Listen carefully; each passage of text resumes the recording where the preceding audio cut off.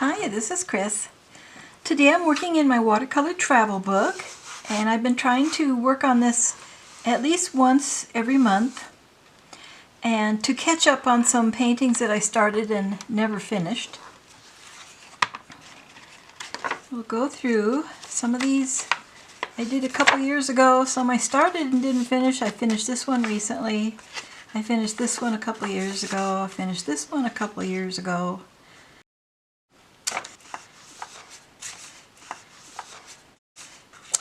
And this is a Gaillardia, and this is the one that I want to finish today.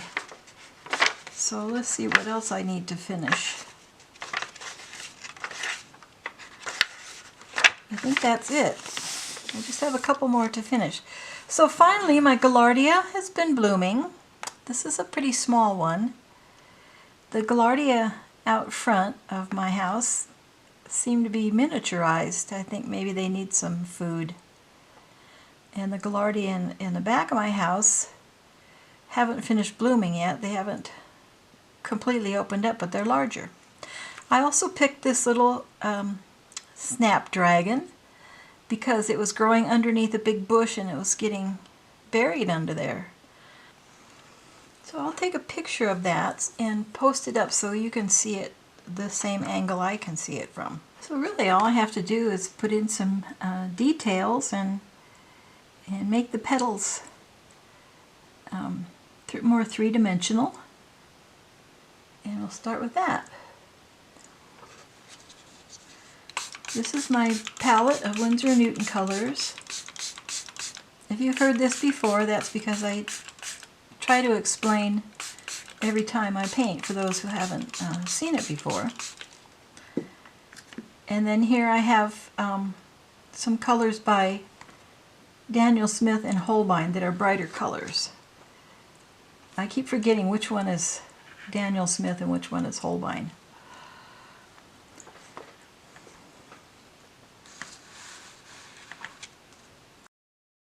I use a larger palette when I'm doing larger watercolors, but I find for doing these small watercolors at home, I really enjoy this palette.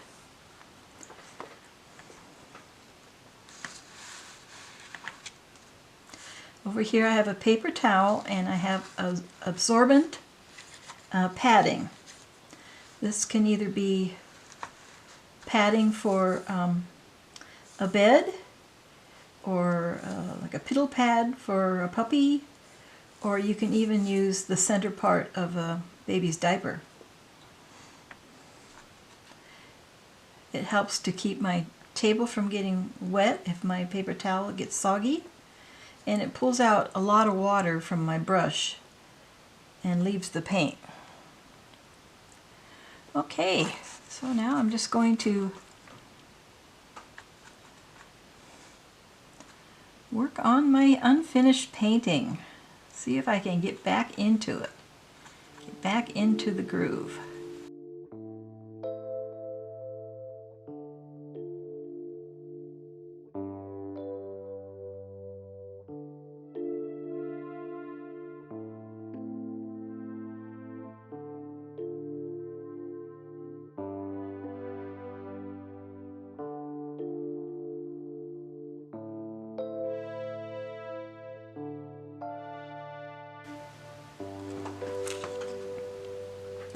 Now, since this was a different flower from a couple years ago, I'm just using this as reference. I'm not actually trying to paint this flower because I've already started painting the other flower. And the technique I'm using is called glazing. It's putting a wet layer on top of a dry layer and building up color that way.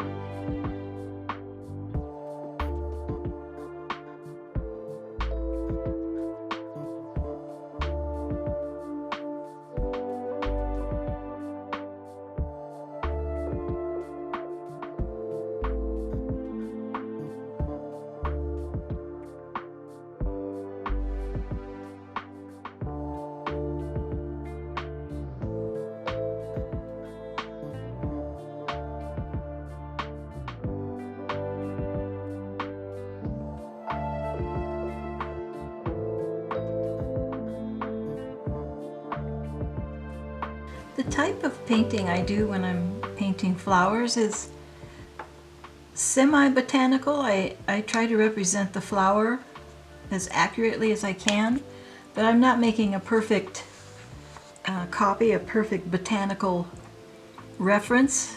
I'm just doing something between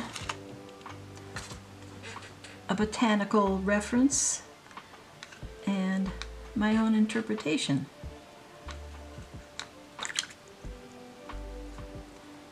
So I think I need a smaller brush.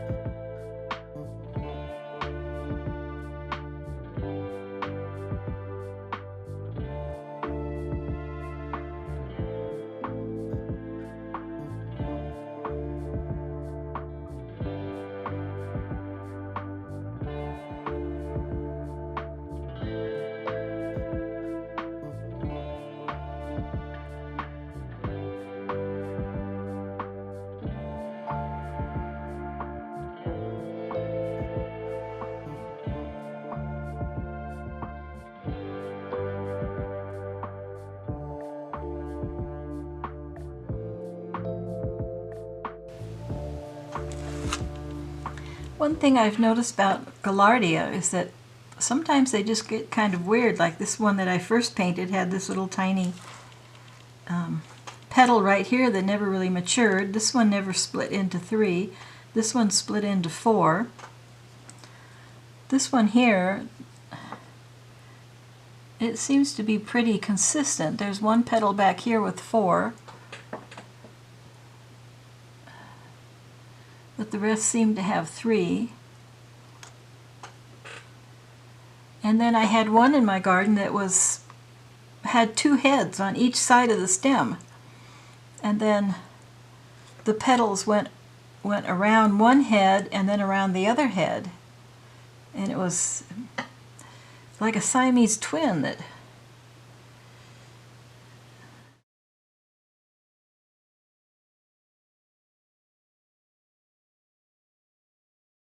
So now I'm trying to decide on how I want to do these stamen. They've got little bits of yellow pollen. They're dark, which with watercolor you always work from light to dark.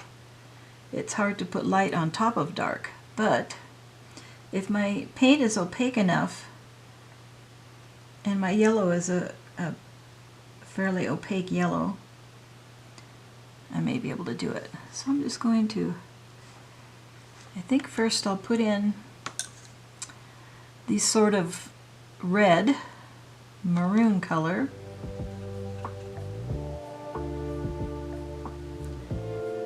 It's around the edge.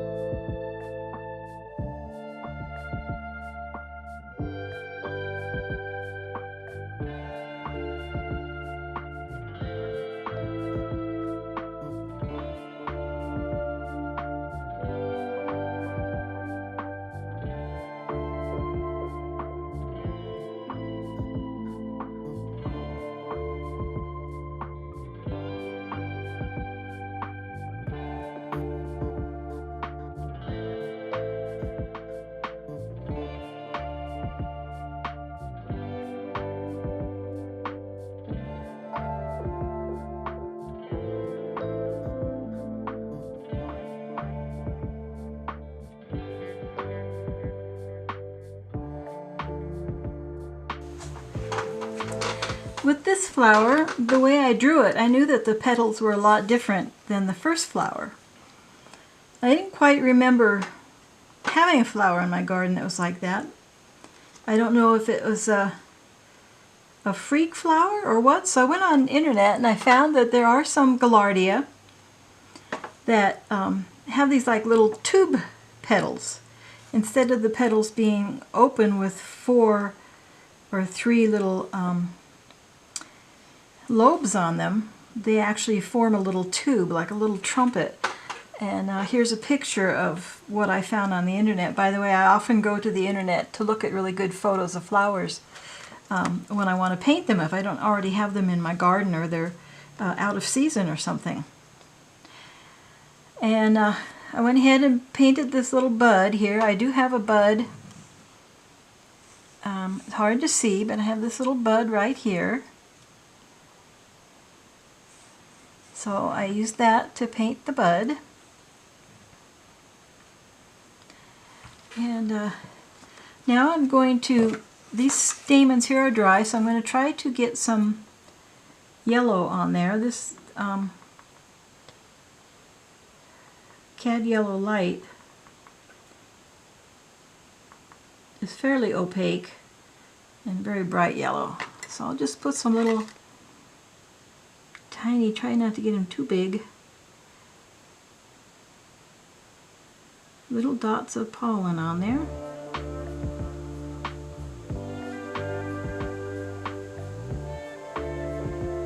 Maybe I should try my tiny brush.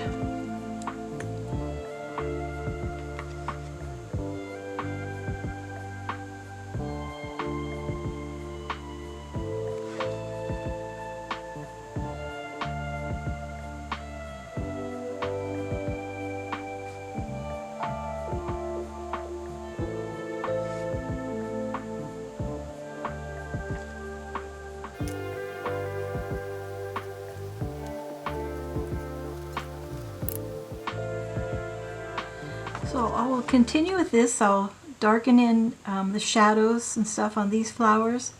And this is the same vase that I had a couple of years ago. A little, I can't turn it or I'll spill the water, but it's a little princess house vase that was my mother's. A little crystal vase.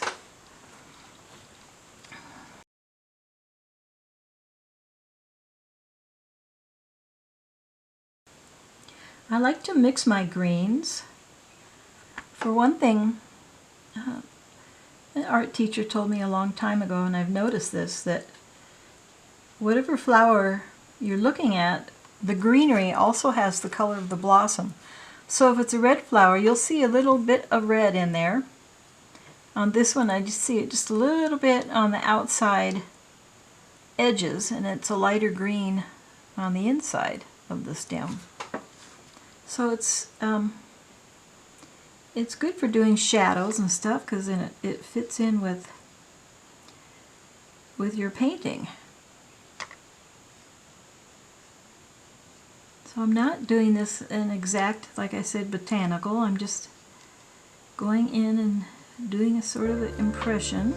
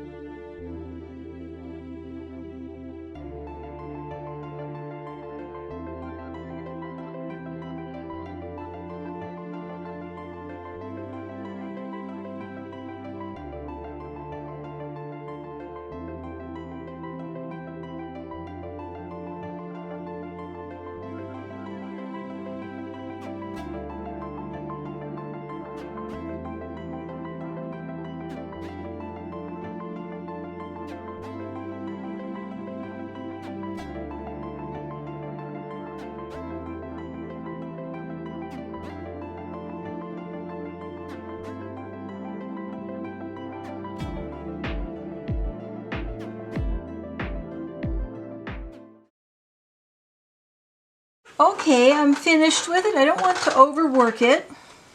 I'm going to put a little title here. I like to use a see-through ruler because I line it up with the edge of my page, and then I know I'm pretty straight. So this is Gaillardia.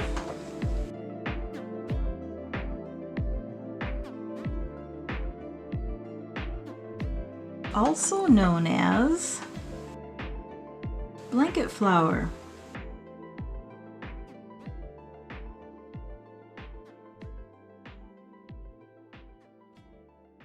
I'll use my new Rotring isograph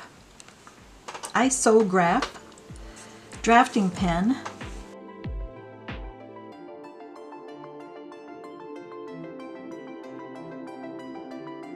I like to put the date and where I was, so I'm at home.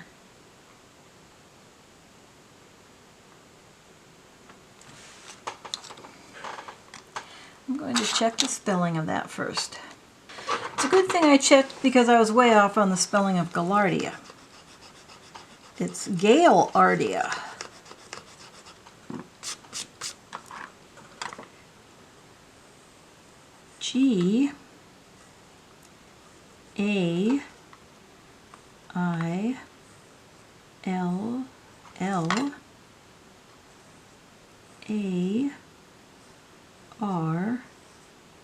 Gaillardia.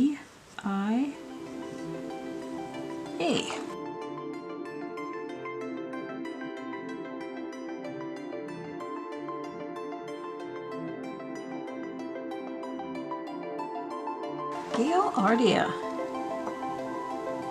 A-K-A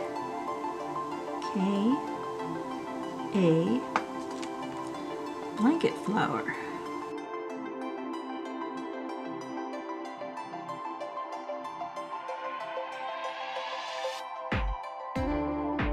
Make sure that's dry.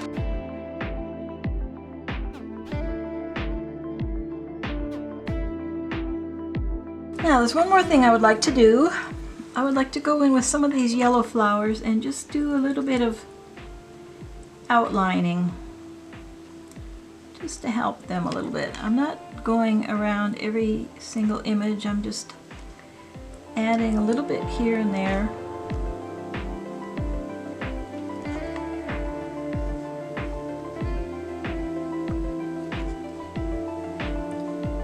Just to kind of clean them up. And I just noticed that this flower could be casting a shadow, and that would help it to stand out a little bit.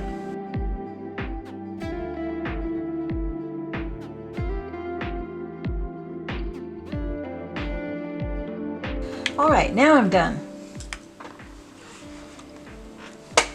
So thanks for watching, and go out and paint some flowers. Bye-bye.